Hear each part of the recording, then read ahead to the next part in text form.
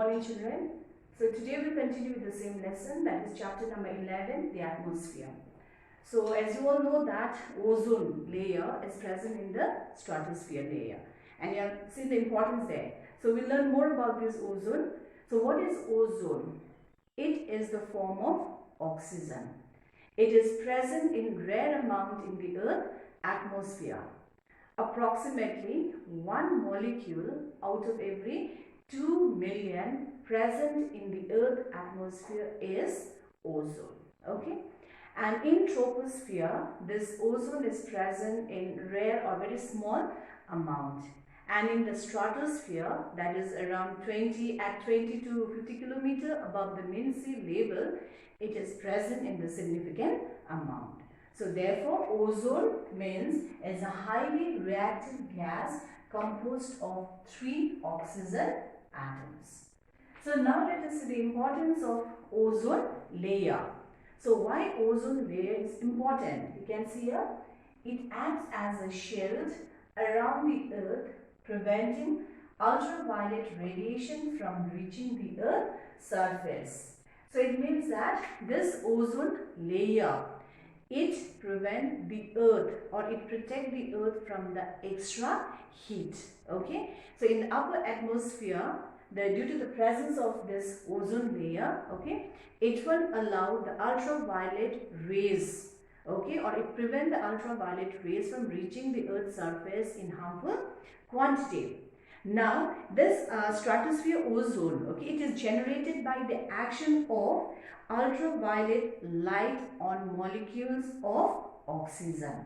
So therefore we can say that without this ozone layer, without the presence of ozone layer on the Earth, okay, the present terrestrial life could not have evolved to the present state. So now let us go into the factors responsible for the depletion of ozone layer. Now what's the meaning of depletion of ozone layer?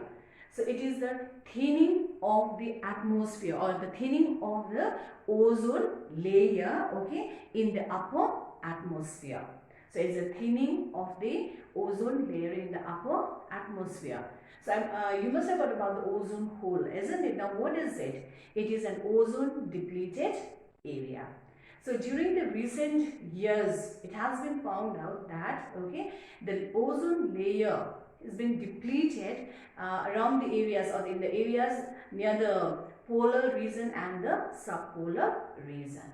And NASA and other agencies, the space agencies studying the atmosphere, okay, the atmosphere, they have found out that, okay, there is a thinning of the layer, or you can say that this ozone layer has been depleted in the area near Antarctica, and this has been termed as a ozone hole. Okay, now let us see the factors. What are the factors responsible? Number 1 is CFC, chlorofluorocarbon. So actually human activities are considered as a main factor for the depletion of the ozone layer.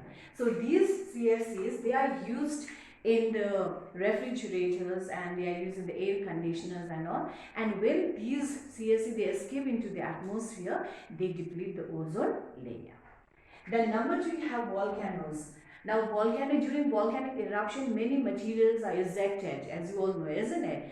So during the volcanic eruption, okay, when there is a explosion, okay, sulfur dioxide, when it is released into the atmosphere, okay, and this is considered to speed up the depletion of the ozone layer.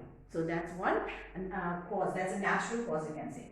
Then next one is the solar wind. These solar wind, okay, consist of coronal mass ejection, okay, coronal mass ejection and solar flares, which are associated with the explosion on the surface of the sun. So these are the main factors which are responsible for the depletion of the ozone layer. Now let's see global warming. So as you know that the depletion of the ozone layer leads to global warming. So global warming means it's a rise in the average temperature of the Earth. The average temperature of the Earth is increasing due to the concentration of the greenhouse gases caused mainly due to man's activity. So now let's see the causes of global warming. Number one is the destruction of ozone. So ozone, as you know, it's a protective layer that prevents the harmful rays from reaching the Earth's surface. So the depletion of these ozone layer leads to global warming. Number two, greenhouse effect in the atmosphere. Now what's a greenhouse effect? It's an increase in the temperature due to the concentration of greenhouse gases, namely methane, carbon dioxide and nitrous oxide.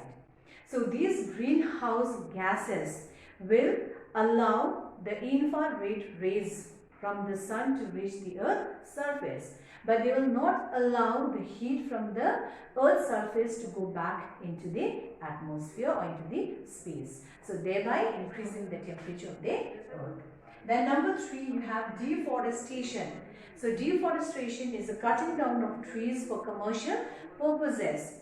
So as you know that the trees absorb harmful gases, or you can say carbon dioxide. It leads to increasing the fertility of the soil. So in the absence of the trees, okay, the top layer of the soil will be blown by the wind as the dust particles in the atmosphere, and these dust particles will reflect the terrestrial radiation back into the Earth's surface. Then number four is the population increase. So increase in the population is also one of the main cause of global warming. So every human being, they have their own needs and desire. Okay, and so in order to fulfill these needs, certain amount of energy is used, like for cooking and traveling and all. So the increase in the population results in increase in the amount of heat. Then last one, you have the development in science and technology. So due to the invention of the modern equipments, it has made the life of the human being easier. And the people living in the advanced countries or the developed countries, they consume more energy than the people living in the underdeveloped countries. Now let's see the impact of global warming. So the temperature on the Earth is the most suitable for all form of life on the Earth. So if there is a slight rise or the increase in the temperature, will have a great impact on the flora, fauna, atmosphere and even to man. Okay. So now let's see the impact of the global warming. Number one, change in the sea level. So as you all know that due to the rise in the temperature of the Earth, the ice sheets or the ice cap near the polar region, they have already started melting at a faster rate. And due to this, there is a rise in the level of the sea, leading to the submergence of the coastal areas and the islands. Number two, precipitation change. So as you all know that the warming of the atmosphere will increase the moisture carrying capacity of the air. So this will have a great impact on the rainfall pattern. Or you can say the region receiving less rainfall will have or will receive more rainfall and vice versa. So now number three is your radiation imbalance. Now, what do you mean by radiation balance? Means it's a balance between the incoming solar radiation and the outgoing terrestrial radiation. So if there is an imbalance in this, okay, it will have a great impact on all form of life on the Earth.